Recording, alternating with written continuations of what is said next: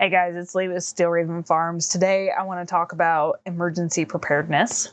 Now this looks super different for everybody. And I think everybody can absolutely benefit from this because this is something that, we all can face. Some people realized that they weren't prepared for COVID when COVID hit. Some people realize that, when the snowstorm hit, they have no power, they have no candles, they have no heat, they have no this, they have no that. They realize too late that they have a problem. And so today I want to talk to you about what we do to be prepared. Now, again, this can look like anything. This can look like a job loss. This can look like a death in the family. This can look like a quarantine. This can look like so many different things that I really want you to understand that being prepared is not a prepper thing. It is not a conspiracy theorist thing. This could be something as simple and, horrifying as a job loss, right? If you lose your job, what are you going to do? What is your plan? Right? And so that's where I come in with the emergency preparedness is what is your plan if something happens and you don't have any money? You've lost your job, you've gotten sick, something's happened, whatever. What's your plan? So the big things that I want to really hit on is understanding your needs, sourcing, and then procuring, right? So understanding your needs, sourcing, and procuring. This can look like it's different for everybody. So stand by. So what I tell people, and this is what I tell my family, this is what I tell friends all the time. You need to figure out what your needs are, right? Are you on a special diet? Do you need medication? Does your dog need medication? Bear is a prime example. He requires special food because he's allergic to everything. Everything. And so in order to feed Bear, we have to feed him differently than we feed the other dogs and obviously the cat. So we have two. So we have to make sure that we have at least, 1, 2, 3 bags of food for him if something was to go wrong. Or, medicine.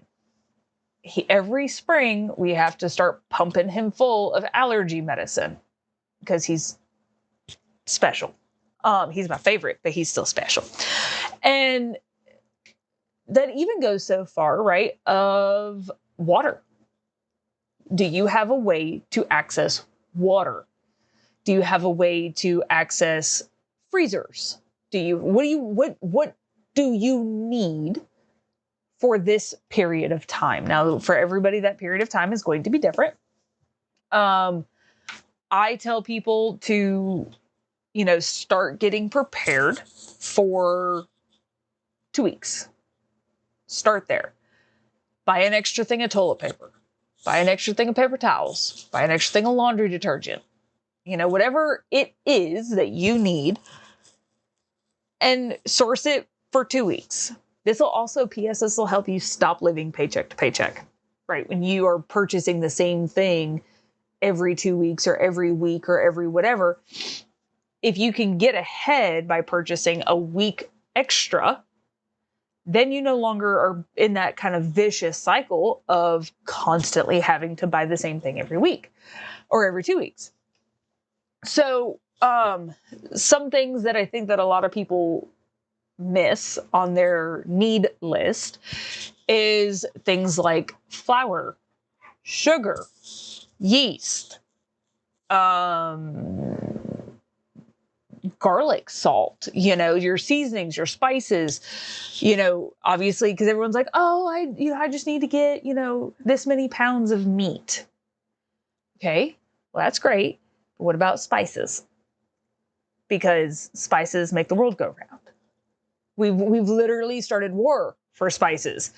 What are the what are the things that you cook with? And then I tell people, think about meals that you can make from scratch, bare bones. And if you don't have any of those meals, I suggest you learn some of those meals, right? Because if your power goes out, how are you going to cook? Right? And so the reason I bring this up is we are getting ready to go into winter. And they're saying, the Farmer's Almanac is saying that it's supposed to be a really wet and really cold winter. And what that means for us in the South, in Georgia, is ice storms. We're staring down the barrel of ice storms. And that means that we're going to lose some trees. We're going to lose some power. Probably not going to be able to have water from our well because it's on an electric pump. These various things should get you thinking. What do I need to do to prepare for an ice storm? Right?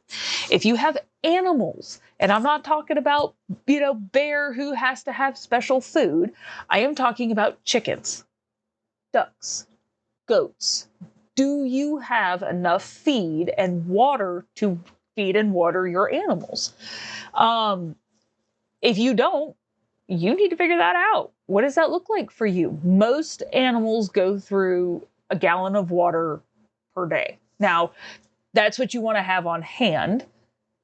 Some of them don't do that, right? Some of them don't go through that much. A chicken is not going to drink a gallon of water a day. A baby goat is not going to drink a gallon of water a day, but a cow is probably going to drink 5 gallons of water a day. So whatever that looks like for you, make sure that you have enough water for yourself, your inside animals, and your outside animals. Another thing, how are you going to heat the house? We're coming into winter. It's currently 40 something degrees outside, which is weird because, it's Georgia and it's November. Yesterday it was like 70. So how are you going to heat your house? I have never understood houses with no fireplace or people who intentionally brick up their fireplace. How are you planning on staying warm? Because if your power goes out, you may have gas, you may not. So which plan? We heat exclusively with firewood. We do not have any other form of heat. Now, we're very lucky that our house does not require additional heat. Our little wood burning insert in the living room heats up the boys' rooms beautifully. And then we just freeze to death in our bedrooms, in Jared and I's room. But we also have the dogs and we've got the flannel sheets and, it stays really, well, I wouldn't say warm, but I would say comfortable enough. There's only been a couple of times in the middle of the night where I wake up and I'm like, you can see your breath and you're like, Jared and I are both like huddled up underneath the blankets going, it's fucking cold. But we have, since we've put a ceiling fan in our dining room, which was weird. Cause you don't usually see ceiling fans in dining room. All right. So I think the dogs are done barking. Maybe they're thinking about it. So once we put the ceiling fan in the dining room, it was significantly warmer, that's on that side of the house. And then, putting up blinds and curtains and, putting a rug down and, those different things has really helped, keep everything warm. But if you don't have that option, what are your other options? Are they safe? A lot of people will sit there and start, using those propane heaters. And I'm not going to lie to you guys, as a paramedic, I have seen those propane heaters kill more people. Now, I always mention this part. I see the bad things all the time. So there's probably millions of people who use those propane heaters and never have a problem. But I get to see the crispy critter that had used a propane heater. So I don't recommend propane heaters. I know firemen don't either, but you got to do what you got to do. Just be safe. Whatever it is that you choose to do, be safe. If you're going to use a propane heater, please put a carbon monoxide detector in. Like, please make sure that whatever you're doing, you're being safe about it. It's the same thing with the wood burning stove, right? Like that's what we use to heat. Jared's a fireman. He sees house fires all the time. And here we are with a fire in our wood house. Like, there's no brick. The whole thing is made out of wood. It'll go up like a freaking tinderbox. But we're very careful. We make sure the flue gets swept out every year, every other year, like whatever it's supposed to be. Jared handles that. We make sure that we only use super dry wood. We only use certain types of wood. We try to do everything that we can. But that's another thing. If you're going to use wood burning or wood as your heat source, make sure you have plenty of wood. 2 years ago, we had a snowstorm hit, and I was supposed to work, and Jared got called in, and we obviously cannot leave our kids home by themselves for 2 days in the middle of a snowstorm, because I knew there was going to be no way that I could get back home. I knew there was going to be trees down. I knew that, it wasn't going to work. So, I had to call out, and, I'm glad I did, because we lost power. And if the kids had been there by themselves, it would have been game over. Now, Chase is getting ready to turn 15, and in an emergency situation, I do trust that he would be able to handle everything overnight by himself. But that's an emergency situation, not, I want to go to work, that doesn't make any sense. So making sure that you have everything you need is super important. So make a list, figure out, try to make the list as big as possible, right? Because we can always narrow it down. We can always extend it out. You don't need if you're trying to decide whether or not you're going to get your insulin or you're going to get garlic salt, clearly the garlic salt is not going to win, right? Unless you're in my house, in which case it'll probably win. We'll figure something out, but make your list, figure out what you need, and start sourcing it. And that's the second point that I have for you guys, is source your list.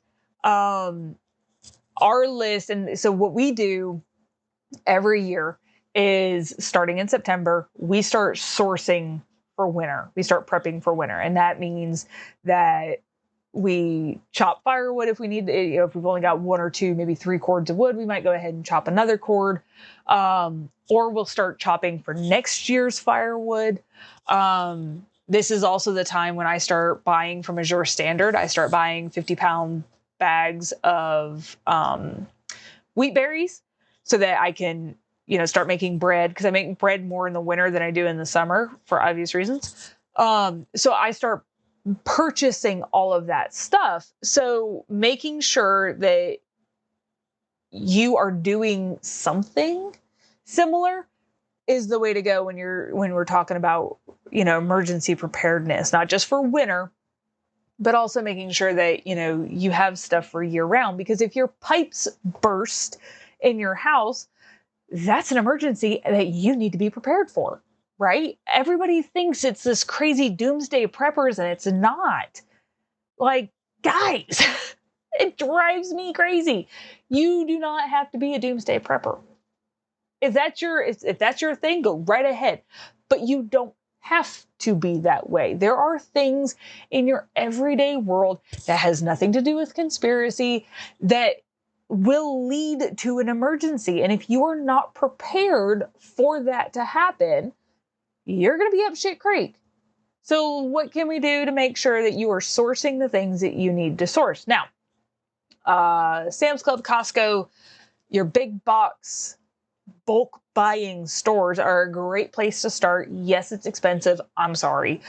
And if you're living paycheck to paycheck, try really hard. I don't know what you're dealing with, right? I don't know how paycheck to paycheck you are. I don't know if you're at a deficit, I don't know.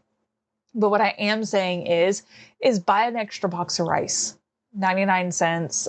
$1, $2, whatever it is. Buy the extra box of rice, buy the extra thing of flour, buy the extra whatever. Just buy one extra thing. And then you don't have to buy it the next week. You don't have to buy it the next week. And, you just kind of slowly build your pantry so that you're not having to buy a bag of flour, a bag of rice every week. Learn how to cook those things. And you don't have to buy I think they're $2 now, a $2 box of, rice-a-roni, if you can learn how to cook bulk rice on its own, right? If you can learn to whip up, let me tell you something. If you can learn to whip up a batch of dirty rice, I'm telling you right now, I can make for my family of 4 with multiple days of leftovers for us. I can make a batch of dirty rice with sausage for like $5. That same box of dirty, Zanaran's dirty rice is like $2, and it's a teeny tiny little box. I am making like 6 cups of rice, big batch of dirty rice. And the reason we do that is because, the boys are homeschooled, so they eat on that for lunch for a couple of days. Jared and I work 24, so we bring our lunch and dinner, sometimes breakfast and, midnight snack. So we have to make sure that we have plenty of leftovers for several days for 4 people, and 2 of them eat more than I have ever seen anybody eat because they're boys, right? Boys eat everything, and girls may too. I don't know. I don't have boys or girls. I only have boys. So making sure that you're sourcing, I know we just went on a tangent, sorry, making sure that you're sourcing whatever it is that you need on a prepared schedule, right? Now, obviously, you're probably not going to be able to purchase an extra vial of insulin, right? It doesn't work like that. But if you can, I would do that. If it's possible for you in your situation, I would do that. Speaking of insulin, making sure that you have ice packs. I know it's crazy, right? You keep your insulin in the fridge, but if you're without power for 4 days, is it still going to be cold? Are you still going to be able to use that insulin? Those are just things that you need to think about, right? Making sure that you have plenty of aspirin or other painkillers. Making sure that you're sourcing the ability to get hay. Now we have hay, and I know we're kind of jumped around, but I've got goats, I've got chickens, I've got ducks. Those are my favorites. But I have hay, and every fall, and this goes back to what I was saying before, we're like, starting in September, we start our prep for fall. And that includes purchasing enough hay to fill our hay barn. Now our hay barn is something like 8 by 8, I think is what it is. So it's an 8 foot by 8 foot by 8 foot square. It's a cube. And we fill it to the rafters with square bales of hay. Now, if we were to get a freak snowstorm, and they happen here in Georgia, we had one in March, I think it was 2009. We have enough hay to get us through until May. Now, we live in Georgia. Our last frost is usually mid-April. But because we plan for another 2 weeks or so of hay, because we plan for extra hay, if it does snow in April, we're still okay, right? Even if we're not, I know that we could contact one of our neighbors and be like, hey guys, we ran out of hay. And they'd be like, yeah, sure, no problem. And they would bring us a bale of hay. And so that comes into the sourcing, making sure that you are sourcing within, your financial means, within your storage means, but also within your community's means, right? And then lastly is to get those things, right? Now, I just mentioned that your storage capacity is really going to dictate how much you can, prepare. If you live in a teeny tiny house with no basement and no attic, you're going to have to get creative. It's just a reality. And I'm sorry. I have a basement and an attic. But I still have to be very careful because some of this stuff can't go in the basement. It just can't. And that's okay. I don't want to store wheat berries in a damp basement without taking extra precautions, right? I don't want to store any grain, really, any grain, rice, cereal, whatever, in the basement that could get moldy just because it's a damp basement. Like, we're doing everything we can, but it's still a basement and it's still pretty damp. But if you don't have a good sized pantry, you're going to struggle with storage. So this is kind of where you got to start getting a little creative, in using wall space, using under the bed space, trying to find these places where you can kind of shove an extra can of beans or, a bag of rice, or, putting in a freezer so that you have an extra, extra meat. Like these are all things that you're going to have to kind of figure out. And this, for me, I would also put this under sourcing. Where are you going to get it and where are you going to put it? And if you can't put it somewhere, why are you buying it? Right. And so this is where you've got to really stop and go, okay, I'm looking at, I want to buy, to use an actual example, a 50-pound bag of wheat berries. Okay, where are you going to put it? Because it's about the size of a small bag of dog food. It weighs 50 pounds, so it's bigger than that. But because the grains are so small, it's about the size of a 15 to 20 pound bag of cat food. That's about the size of a 50-pound bag. And so where are you going to put that? Do you have a place that is dry, that is free from creatures that are going to get into your bag?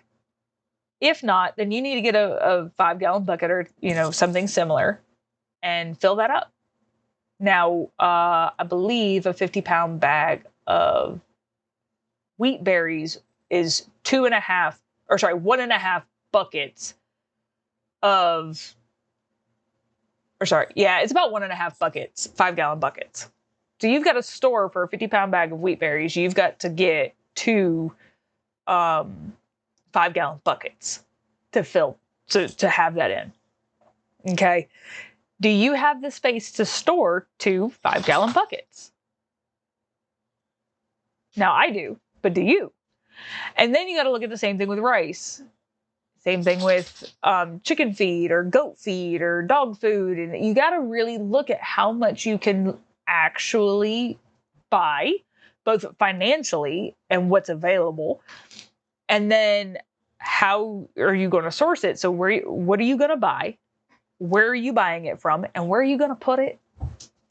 And then finally, go get those things, right? So if you are dealing, just say you've got a basement, you've got shelves, you're good to go. How are you going to purchase these things? So we get most of our stuff from Azure Standard when it comes to bulk buying, what I call pantry staples, right? Sugar, flour, wheat berries.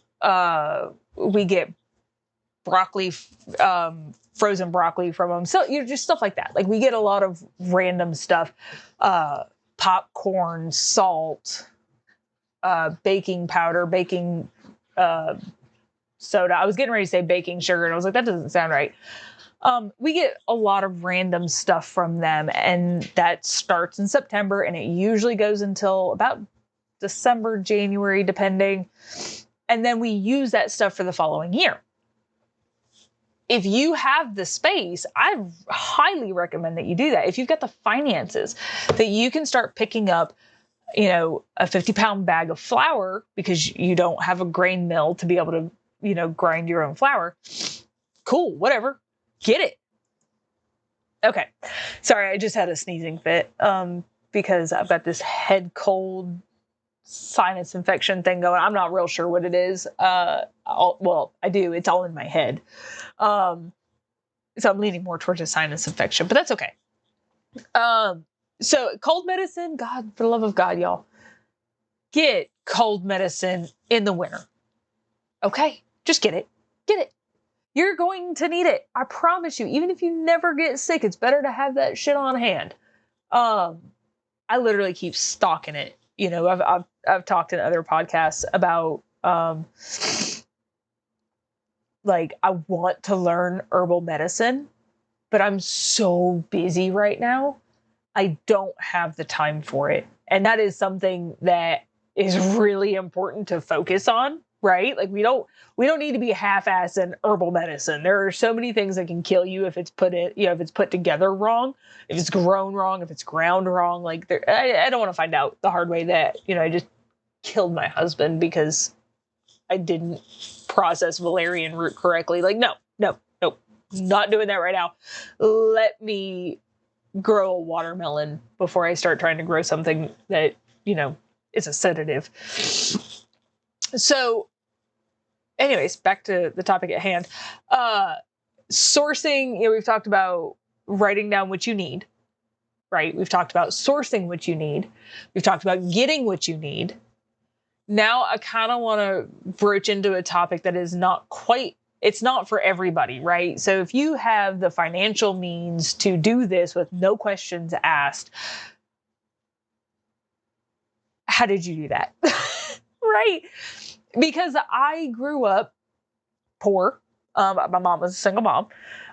We didn't have a lot of money, and we made it work.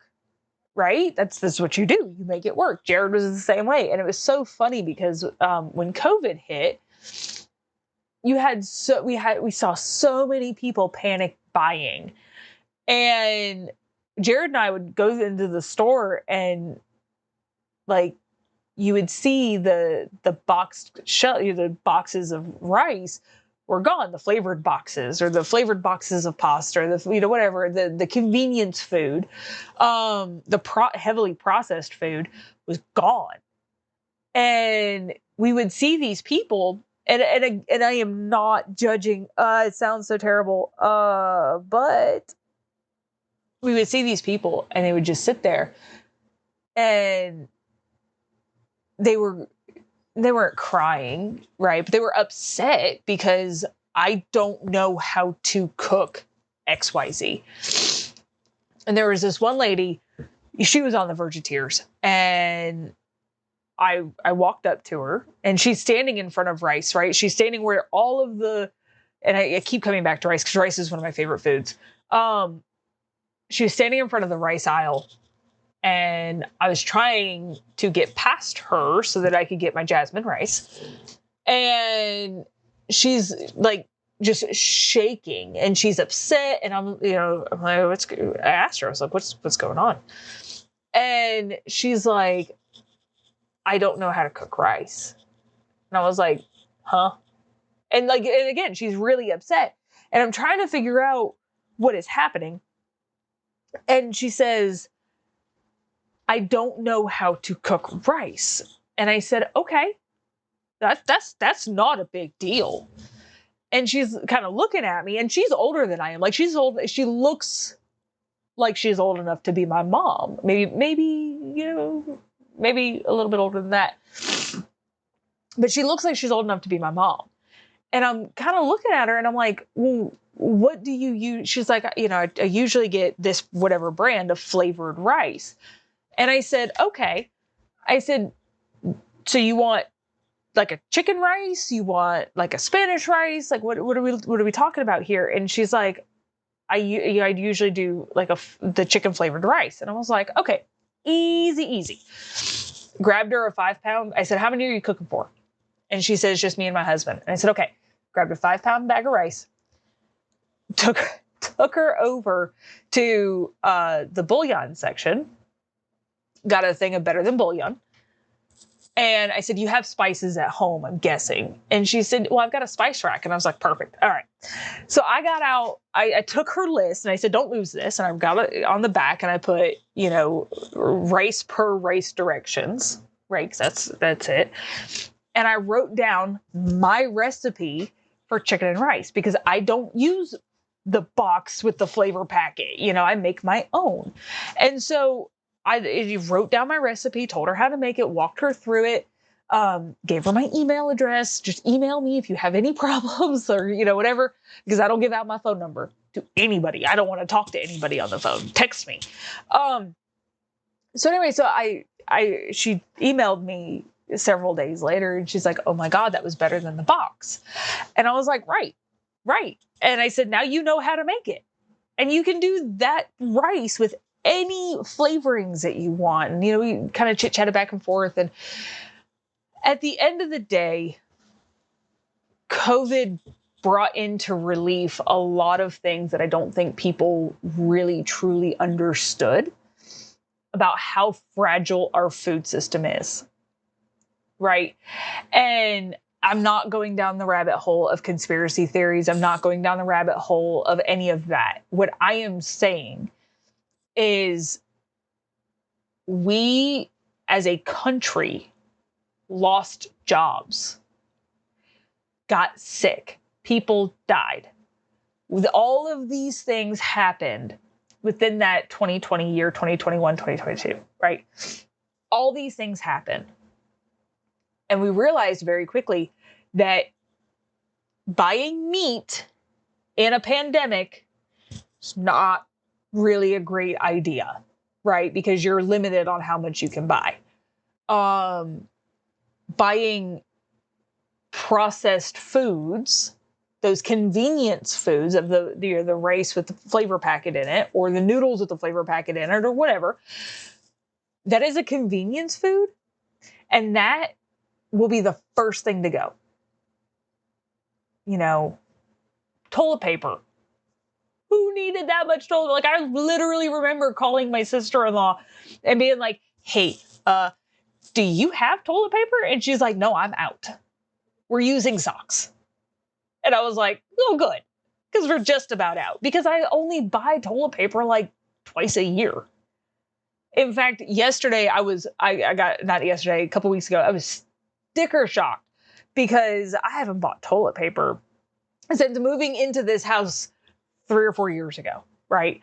I have not bought toilet paper because I buy it in bulk. And so I literally went to the store yesterday because we were on to our last 2 rolls, and I was like, oh shit. So I go to the store, it's $30 for a big pack of toilet paper. And I was like, well, I can't afford to stock up today. I'm going to have to budget that, But again, it goes back to that emergency preparedness. What can you afford to stock up on right now? And so this is something that I'm very passionate about because I have gone hungry. Jared and I were very young when we got married. And so we lived on his lube tech salary because I was not working when we got married. I was in between jobs. And then I couldn't find a job because it was, that wonderful, leading up to 2008. So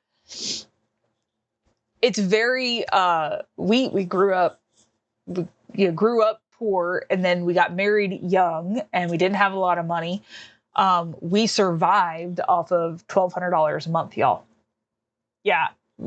I learned how to make some food because I couldn't afford the flavor packet rice. I couldn't afford the nice cuts of meat. Like, we literally grew up, I say Jared and I grew up as a married couple, learning very quickly how to just kind of make something work. There was a lot of ramen. And now, funny enough, tonight for dinner, we're making ramen, and it's steak ramen, and I don't use a flavor packet. It's amazing how that happens, and it's great. But I need you guys that are kind of on this other side, that maybe you don't have a lot of money and you're trying to figure out how you're going to feed your family, and you're trying to figure out how you're going to become more prepared so that you don't have to buy, the same things every 2 weeks and hope that in a situation where you don't have access to that stuff, where you don't have money, you're still okay. And here's what I'm going to tell you. This is what I did. And I have amassed this huge stockpile. And this is before, moving to Texas, before moving to North Carolina. When we got to North Carolina, when we got to Texas, it's this cycle, right? This is what I do is, I start when I move into a new house, and obviously I'm not, going to do it ever again because I'm never, ever moving. What I do is I purchase extra when I can afford to, right? And so I purchased the 10-pound bag of rice instead of the 5-pound bag of rice. I purchased 2 more boxes of noodles than I need. So if I know that I'm having noodles twice in the next month or 2 weeks or whatever it is, and I know I need 3 boxes of pasta each time, I go ahead and buy, instead of 6 boxes of pasta like I need to buy, I buy 8 or I buy 9 or 10, right? And I slowly build up my stockpile like that. Instead of buying a 5-pound bag of rice, I buy the 10-pound bag. Or instead of buying toilet paper every 2 weeks, I buy a big batch and cry when I see the price tag. And I slowly purchase these things. And so when I get into a place where I no longer have to purchase toilet paper every 2 weeks, and I now purchase it twice a year, or once a year, or in, this last case, I didn't purchase toilet paper. Like, it was 2021 when I purchased the last batch of toilet paper that I bought. Like, I don't buy toilet paper that often. But laundry detergent, I buy two things of laundry detergent at a time. So my suggestion, where it is possible, as it is possible, make your changes. Instead of buying the flavored boxes of rice, buy the 5-pound bag of jasmine rice, and then learn how to flavor it. Learn how to season it so that it's the way that you like it. And that by itself, man, if you're eating a box or 2 boxes of flavored, because that first box is enough to feed one freaking person, okay? When you purchase that flavored box of rice, that thing is like, $2. So you get 2 of them, that's $4. You can get a bag of jasmine rice for like $5, right? And that's a 5-pound bag or 10-pound bag or whatever it is, whatever your pricing is where you're at. And just that is preparedness, right? That bag of rice is going to send you further than the 2 boxes of rice. And that's what I'm saying. Start slowly purchasing in bulk, learning how to cook from scratch. Google is amazing. If you find a recipe, print it out. Because I have lost so many recipes over the years because I didn't print them out, or I printed them out and then, threw them away. That's a normal one. So anyways, I'm going to wrap this up because I'm starting to squirrel out a little bit if you can't tell.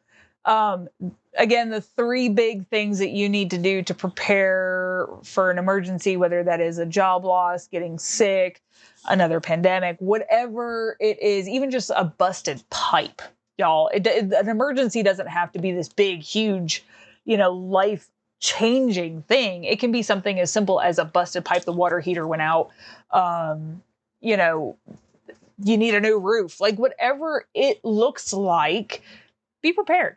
And so figure out what you need to be prepared. Start sourcing those things, figuring out where you're going to get it and where you're going to put it, and then get those things and make another list and get some more things and get another, and it's just a cycle thing. If you have any questions, please feel free to reach out to me. I'll put everything down in the show notes, but I'm off to make steak ramen because I'm starving. Y'all have a good day.